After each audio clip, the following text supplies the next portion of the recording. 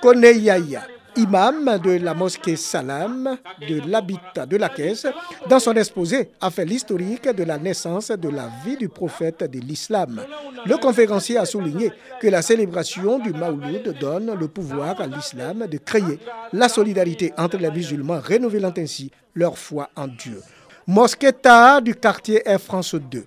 La commémoration de la date anniversaire de la naissance de Mahomet, prophète de l'islam, a été célébrée dans le souvenir et la prière. Pour Ouattara Makamba, le prophète Mahomet doit être le modèle de tous les musulmans. Rassemblement autour des idéaux de l'islam, rappel de l'histoire du prophète Mahomet, enseignement de sa vie et de la Sunna. Point fort de la célébration du Mawlud à la mosquée Yassine du quartier Air France 3.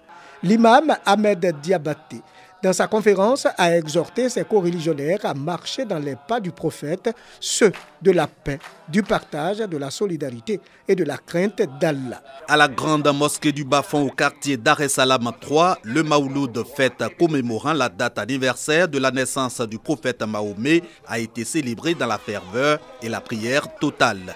Fidèles musulmans et autorités religieuses, tous ont réitéré leur foi islamique autour des idéaux de paix et d'amour qu'incarne le prophète de l'islam.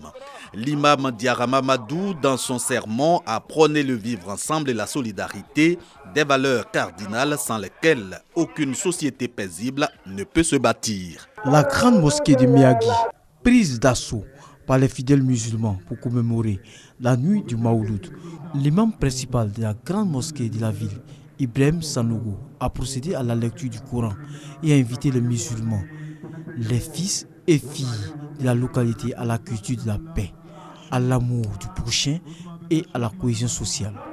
Des vœux chers au prophète Muhammad. Le préfet de Miyagi, Jacques Wakou Atri, a demandé que la paix soit le partage de chaque famille.